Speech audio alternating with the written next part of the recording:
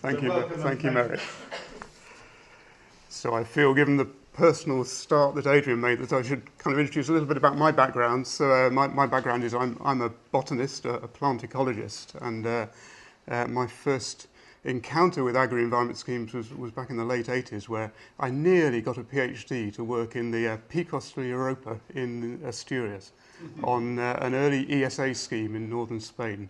Unfortunately, NERC didn't fund it for some reason, so I ended up starting a very long association with chalk grassland, and most of my work has focused on chalk landscapes, particularly chalk grassland creation, management, and so on. And I've strayed, since I've been at Reading, really into policy and, to a certain extent, the economics and the social science side of agri-environmental policy. I say that at the beginning really because I don't want to give you the impression that I'm an economist or a policy specialist, and that if I have any really tough questions, I may well throw them to my colleague, Professor Tranter, sitting towards the back, who is a bona fide economist. So, do I need a remote? Thank you.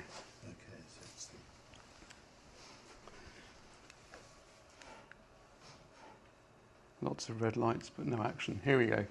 So, a little bit of crystal ball gazing. I was asked to speak back in the autumn about options for future policy and thought, what am I going to say? It's a blank page. So many possibilities, not a lot known. Do I do what I usually do, which is to leave things to the last moment and hope that things have become a bit clearer by the week before the talk? Well, this chap came to my rescue to some extent with the publication of the command paper back in February, Health and Harmony. And so some of what I'm going to say draws on what we already know from the command paper, and Merrick has already mentioned it a few times this morning. So the outline of what I'm going to cover. I'm going to quickly try and intermesh my introduction with what we've heard from Adrian so far, to give a little bit of a background for those of you who aren't coming from a farming background.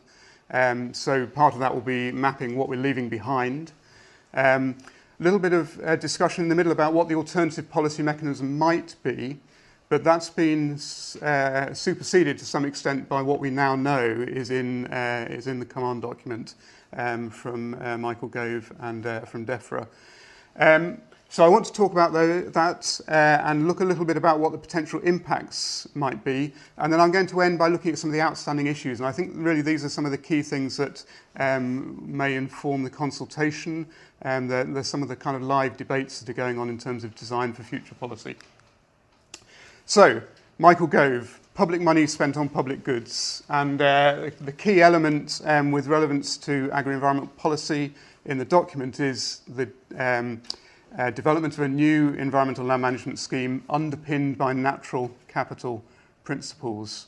Now, in the introduction to the command paper, I think it's a little bit disingenuous in the sense that it seems to put all of the blame on what happened in 1974 with entry into the common market, and it I think suggests that we can have everything we want post-2019, and I think this is probably one of the major criticisms of the document.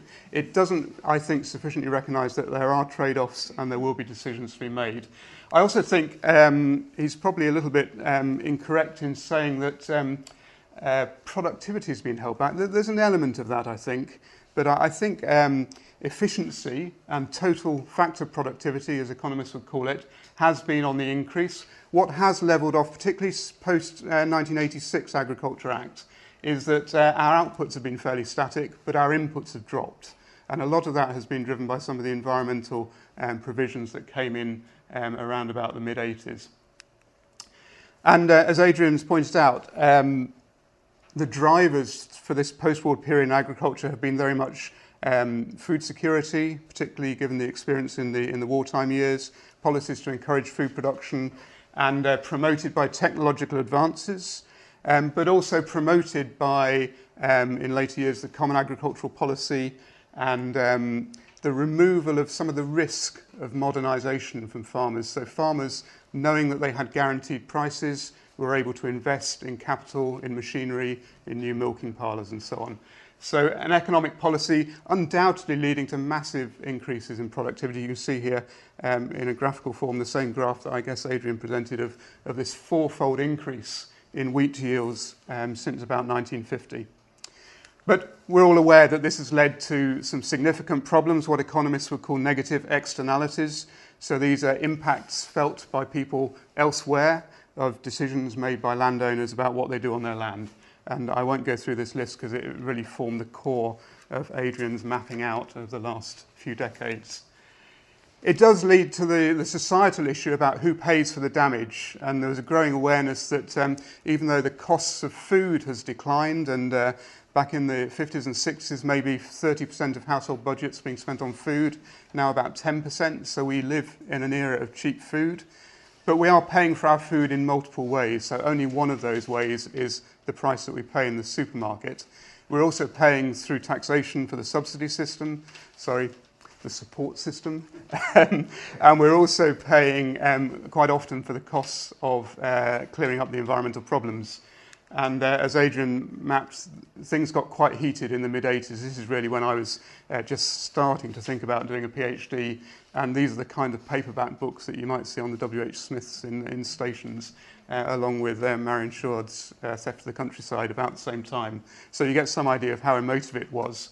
And the solution that was proposed in the mid-80s is to recognise that many landscapes and wildlife habitats used to be provided as a free byproduct of farming, and that given that these practices are no longer viable, it's legitimate to use public funds to maintain or conserve what society values.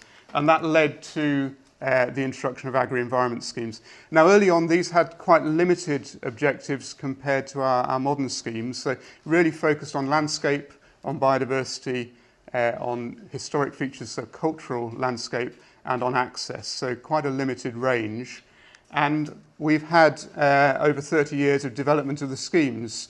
Initially, the ESAs focusing on the most highly prized landscapes, where the focus was very much on protection of what we had.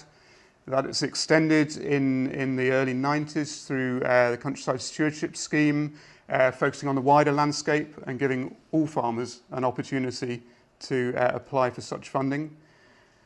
Early days of countryside stewardship very much focused on priority habitats, and it was only towards the end of the 90s that we started to get a recognition that the wider arable landscapes in particular probably needed some support in terms of assisting with delivery of environmental benefits. So we had the arable pilot and then the introduction of a lot of new options into the Countryside Stewardship Scheme. 2005, this two-tiered approach, which I think share the views of Merrick, that I thought this is really fundamental, that you need a first rung on the ladder. And I think having those aspirational targets of 70% of farmland and getting farmers engaged with the concept of being paid to deliver environmental goods, I thought was really critical. And I think it was a big retrograde step when we've backed away from that a little. But what also happened with environmental stewardship was a much wider broadening of objectives, along with the broadening of uptake. And then finally, we've had 2 or 3 years of countryside stewardship, and it's difficult to form an opinion on stewardship. I think my general impressions are that it's been a bit of a mess, and it's been constrained in many ways because of complexity, because of IT problems. Again, I probably shouldn't say too much with Merrick here, but he's nodding, so it's okay. So, in terms of public goods, what ecologists and economists might call ecosystem services, we've had this incredible broadening of scope of agri-environment schemes from the initial focus on landscape and habitat, maybe a little bit of public access, towards schemes that cover things like flood control, soil erosion, protection of drinking water, and so on. So, where does that leave us? After 30 years, it leaves us maybe with a better understanding of what some of the political issues are to do with the administration of the schemes. So the first one, and this really came out in the early years with the ESAs, was this idea of equity and access. Is it appropriate to have policies that all farmers can join if they wish to? And one of the reasons that countryside stewardship was introduced was to provide that opportunity for farmers who weren't on the right side of an ESA boundary to adopt environmental schemes. There are issues to do with complexity and simplicity, and I think the best schemes are the ones that are complex and do have a good evidence base and a good degree of understanding of what's going to work. But obviously that is flying in the face of maybe pressures that are saying we've got to keep the admin costs low and we've got to keep the schemes simple for farmers. So there's a trade-off there. The level of support, training and advice has undoubtedly suffered over the last 10 years, and again this links into the admin costs of schemes, so I think there's a big issue there that we should be commenting on in the consultation. I think there's an issue to do with whether standard prescriptions work. I work on the creation of chalk grassland on ex-arable land in places like the South Downs and so on.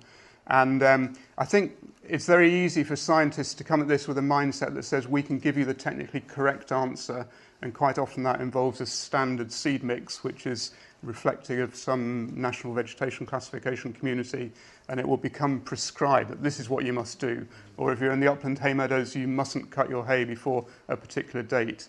And I actually think some of the more interesting examples of agri-environment scheme habitat creation are where there's been a certain element of ad hocery and a certain degree of flexibility. And a lot of this comes down to the extent to which I think the ministry can trust field staff to negotiate and to be flexible. And I think that's a key message again for the new scheme. We're very aware with the introduction of the new version of countryside stewardship of the importance of landscape level approaches. Maybe farm sizes are too small units to deal with some environmental problems, and that the idea of getting joined up applications with a common set of objectives, very important. And politically, I guess one of the big issues around ELS was this idea of dead weight or payments for doing nothing extra. And I think there's been a lack of understanding maybe that actually kind of hanging on to what we've got is a legitimate use of public funds, and expressing it in this way probably isn't helpful. I think to some extent ecologists shot themselves in the foot a little bit with ELS as well. So ELS was one of the examples of this issue of dead weight, that farmers are already cutting their hedges, or farmers are already not putting fertiliser on some land because it's too steep. Is it right that they should get payments for that? And combined with ecologists who are largely saying ELS isn't particularly effective, I think that was really a couple of the reasons why maybe it was easy to lose ELS with the latest iteration. We must remember that agri-environment schemes aren't the only policy affecting the agricultural environment, and I want to spend just a few moments thinking about what we're stepping away from, which is what we'll call the Pillar 1 support. So most money in the Common Agricultural Policy historically came through production subsidies, so guaranteed prices or headage payments. As a result of pressure from the World Trade Organization in the early 2000s, we moved to a process called decoupling, to paying farmers on the basis of the size of their farm rather than their level of productivity. And that was to address some of the problems, particularly with overgrazing. There was always an incentive to have more sheep on your farm, and that was leading to some big problems with overproduction, along with the things that maybe was seen more prominently in terms of the public media to do with butter mountains and wine lakes and so on, so problems with intervention.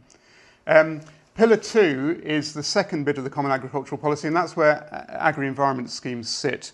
And looking at the change in expenditure, you can see that the Pillar 2 payments, the agri-environment and rural development payments, have been slowly on the increase over this period. And then we had a massive switch from direct market-based support to area payments.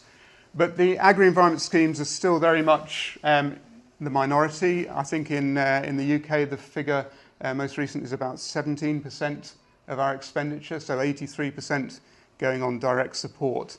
And it's this direct support that will experience the most major change with the proposals in the command paper. So we'll come back to direct support in a moment, but we must also remember there is a role for legislation, and there are a number of pieces of legislation that will carry on that relate to environmental protection. In agricultural terminology, we call these statutory management requirements, and these are all grounded in UK legislation. In order to get your basic area payment, farmers have to meet some cross-compliance conditions. So these aren't legal requirements. These are conditions of receiving the funding. So farmers can choose not to receive their basic payments and not comply with these conditions. If they take their payment, they have to comply with the conditions. The Rural Payments Agency check compliance, but the requirement for checks is quite low.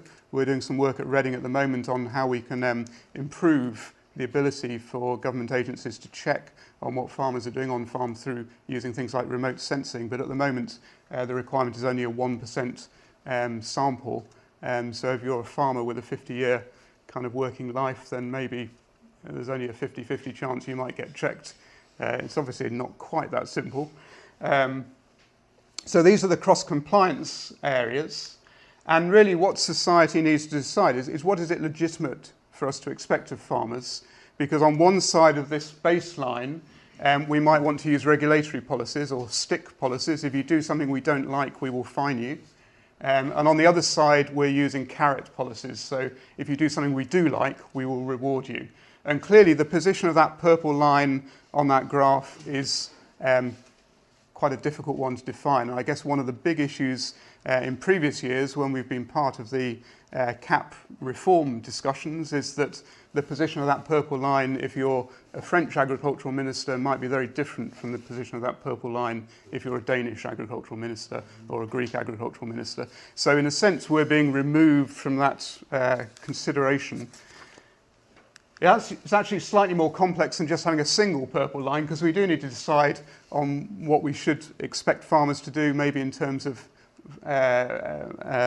conditions for one level of payments or a higher level, and so on. So there are actually quite a few boundaries here, and there are quite a few examples over the last few years of management provisions moving from one category to another across a boundary. So I think the best one I can think of was nutrient management planning, that originally was a funded option within the entry-level scheme, and Brussels came back and said, actually, we should be expecting farmers to do this as part of cross-compliance. So this was a management prescription that crossed a border here on this diagram. Most recently then, and I'll get on to Brexit in the next slide, if you think I'm avoiding it. Most recently, we've had the recent reforms, and that's led to a splitting of that basic payment that makes up over 80% of the funding into still 70% on a basic payment. But in order to get the extra 30% now, farmers have to meet a number of greening measures. And these, again, were decided at European level. There's been a little bit of variation between member states in how these have been applied. Generally, I think the feeling is they haven't been particularly successful, although they're all grounded, I think, on good environmental principles about maintaining semi-natural habitat and permanent pasture, about encouraging diversity at a landscape level in terms of cropping, and about recognising the value of non-cropped habitats on farms. So this is what we're leaving behind. Moving forward then, back to Gove. I'm afraid, sorry, this is the third time I've put this picture up before lunch, so this is the last time. So, public money spent on public goods and underpinned by natural capital principles. Really what we're talking about is what economists have started recently calling payments for ecosystem services. And this is this idea that if farmers choose to intensify management on their land, even though they might experience a benefit economically in terms of increased profitability, there may well be a cost to society. And given, if we can quantify this cost to society, we can use it as a basis for calculating how much we might choose to give to farmers to persuade them not to carry out that damaging activity. And a number of these kinds of approaches are in operation worldwide now, most often to do with catchment management. And because the issues there about bounding of the system and knowing who the players and who the beneficiaries are is quite well established. We do have some of these schemes in the UK. So in a number of parts of the UK now, private water companies are paying farmers to change their management, particularly to do with things like metaldehyde control. And so the price for the service is negotiated between one private company and a number of private business people who are the farmers. Use of public funds. This is where the agri-environment schemes sit. But there are other mechanisms, and there are some mechanisms that have been used in the UK and are being used in other parts of the world.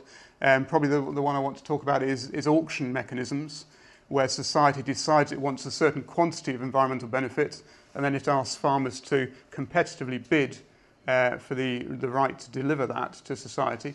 The only example I know of in the UK where this happened was the National Forest up in Leicestershire, where a decision was taken about how much new forest planting was wanted, and it was left to farmers to bid and say, I can plant 10 hectares for this price. And so you had a cost-effective mechanism for delivering a set environmental output. This kind of approach tends to work quite well in countries where landscapes are quite homogeneous, so it's adopted in the States and Canada as well, and other parts of the world. Another approach to use public money for provision of services is through trading and offsetting, and there are some examples of that in the UK already through the planning system. I'm involved at the moment in a small offsetting system to do with the electrification of the Great Western Railway, because they've had to chop down a lot of trees on the railway embankments in order to protect the wires. They've created a pot that they are now using to offset that loss of tree cover, and so local landowners are bidding in for money from that pot. So the price here is based on supply and demand. It's influenced by regulation. Probably the best developed example of this is the carbon trading that goes on.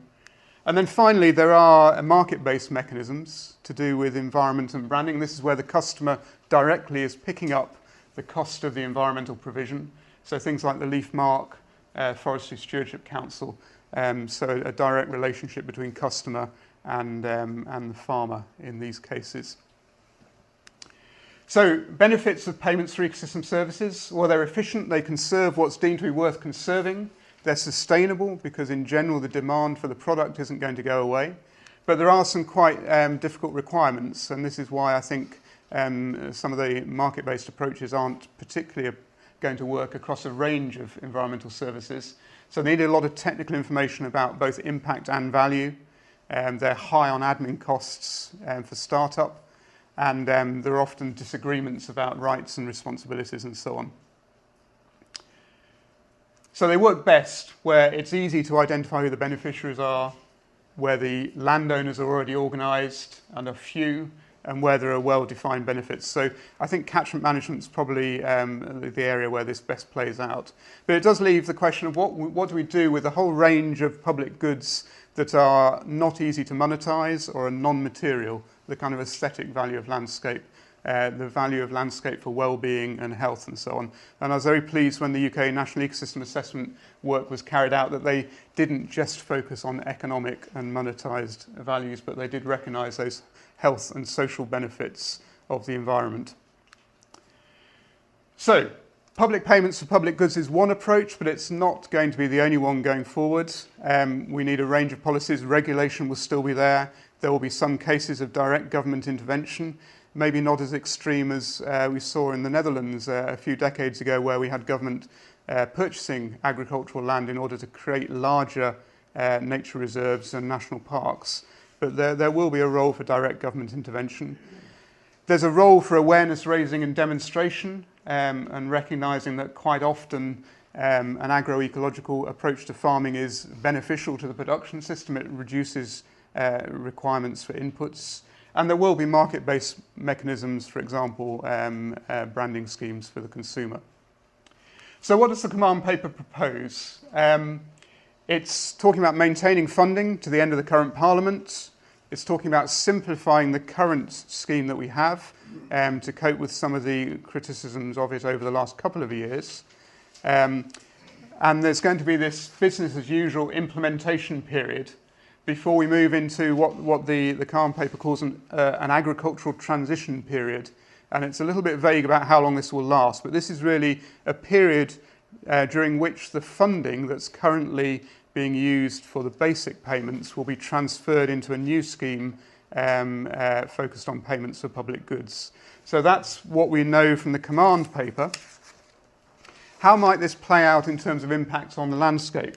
Well, the first thing to recognise is that for different farming sectors, the impact of Brexit is going to vary very significantly. So this is a diagram showing the extent to which different farming sectors are dependent on public support, either through agri-environment payments or through the direct basic payment that they receive. And you can see that for quite a few sectors, quite a significant proportion of their farm business income is coming from public support already.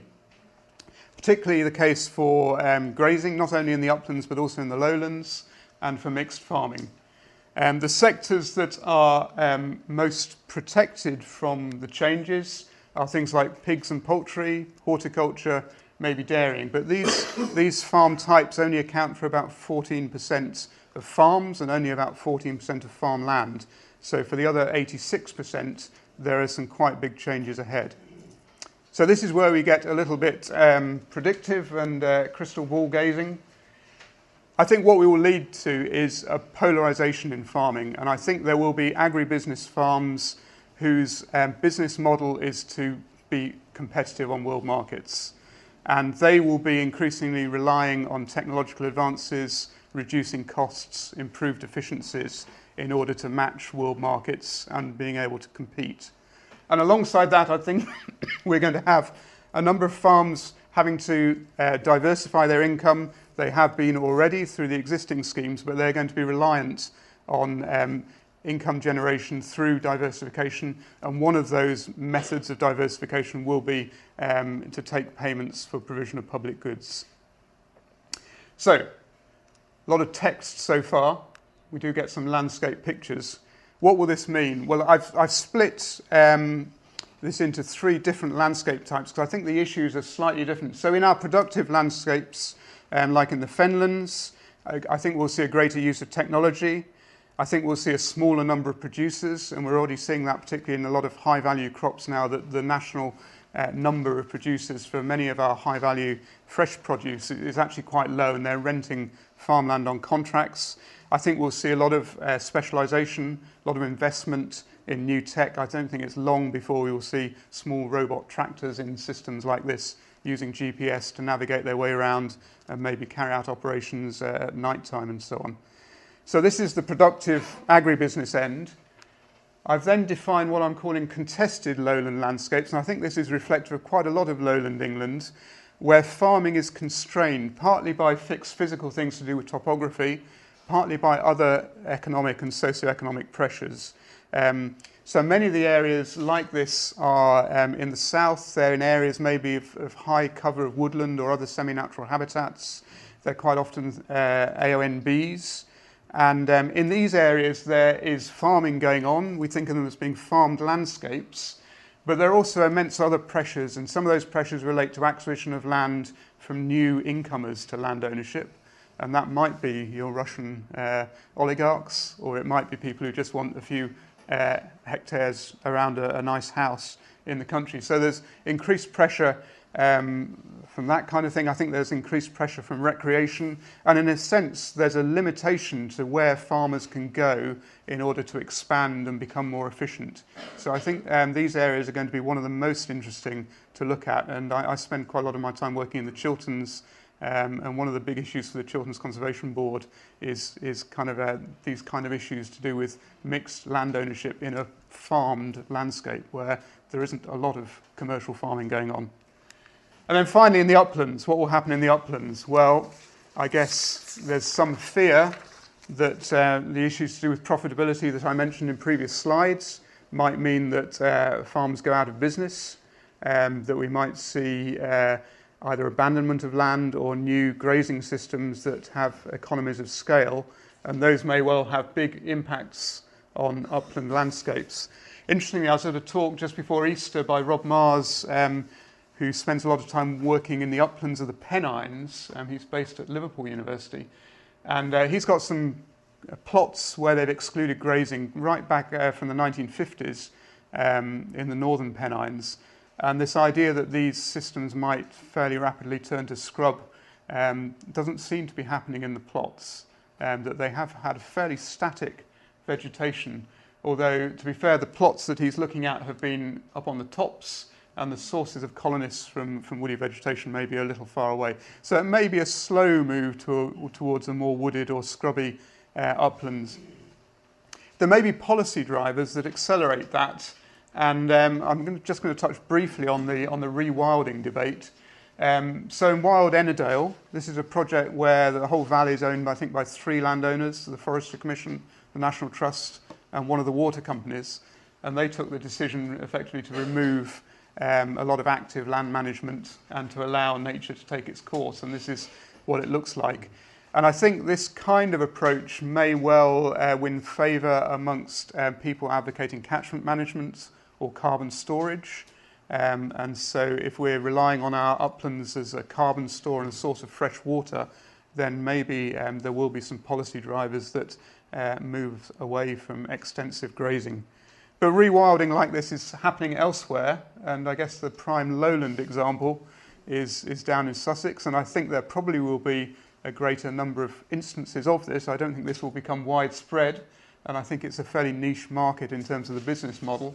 But it's an interesting experiment in what can happen to a productive lowland agricultural landscape if you do step back. And then finally, even in our most productive agricultural areas, such as the fens, there are some fairly major habitat creation projects like the Great Fen Project. And I know in parts of the fens now the peat is starting to get dangerously close to the bottom of the heavy clay. And obviously the economics of land drainage then, if the agricultural productivity drops, will shift very decidedly in favour of maybe not investing so much in drainage. So I think across all 3 types of landscape, we're likely to see some element of this. So I'm going to close just by trying to map out some of the issues. And I don't have answers. I'm really just mapping some of the trade-offs and issues for the future that may form part of a response to the consultation when I sit down and do that, Merrick. So the first one is the size of the pot. And there is some commitment to maintain funding for a short period, but whether the 1.6 billion per annum we're spending in England on the basic payment scheme will be preserved is unsure. Recent history is that environmental payments from public purse are very susceptible to economic conditions, so we can see a decline in biodiversity funding from the public purse since the recession of 2008-9. And we know that the 350 million has been spent many times over. So some of that 350 million is the farming support that we are using at the moment. Whether we will have access to that remains to be seen. So I think that's a definite pressure. In terms of farm level, I think there's some big issues to do with payment calculations. At the moment, the payment levels are very much based on the costs of implementing the management plus the costs of the income foregone. And that's a ruling that's set by the World Trade Organization rather than Brussels. So I think it's going to be very interesting to see how much flexibility there is to move away maybe towards payment schemes that reward quality or reward longevity. And one of the strange quirks of income foregone as a method of calculating payment levels is you do get some perverse outcomes. So I work on creation of chalk grassland on arable land.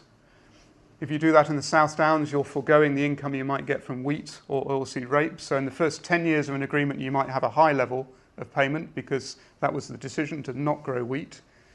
If you then renew your contract and go for another 10 years, the quality of the land is improving year on year in terms of biodiversity, but the economic calculation about the income that you're foregoing suddenly changes and say, well, actually, you've got a bit of rough grassland and you're going to have another bit of rough grassland for another 10 years.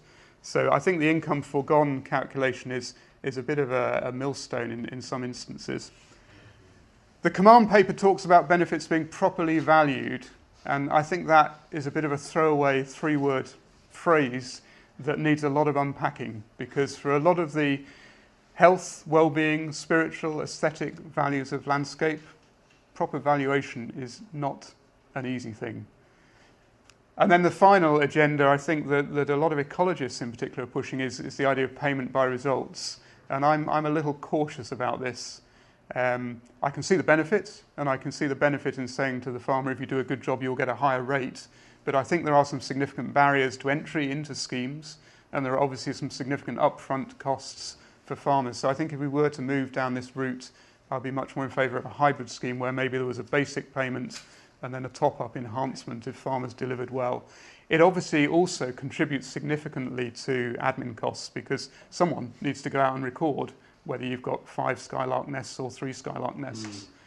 This is an example from one of the German schemes that's in operation in Baden-Württemberg, where someone's going out with a checklist for wildflowers. But there are schemes in operation at the moment in the Netherlands where I think volunteers are going out and counting lapwing nests, and that's being used as a means of calculating payment levels.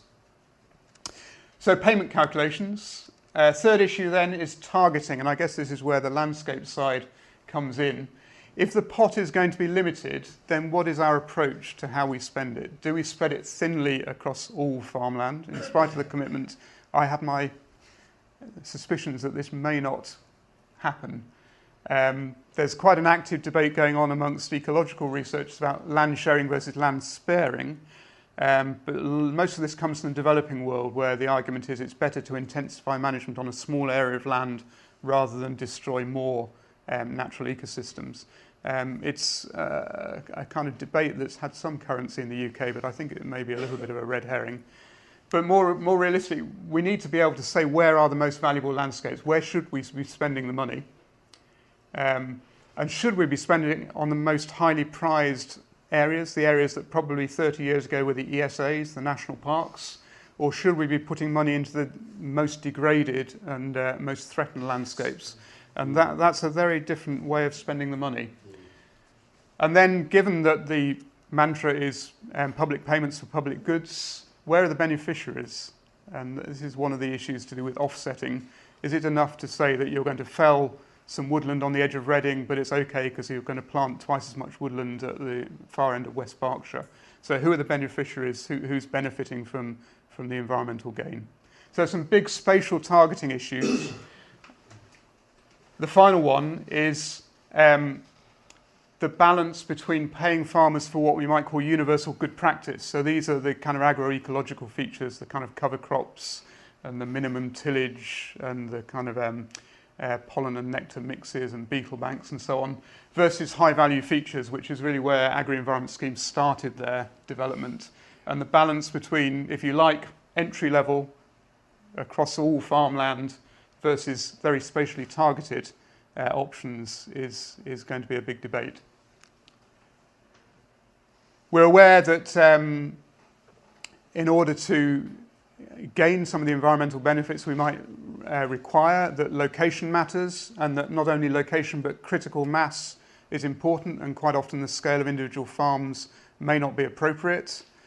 So how do we deal with that? Well, there are 2 ways of dealing with that. I'd say one has been a top-down technocratic planning approach, which has some currency, and I think, well, speaking as a researcher, I can see the attraction of taking GIS layers. I've got 2 slides.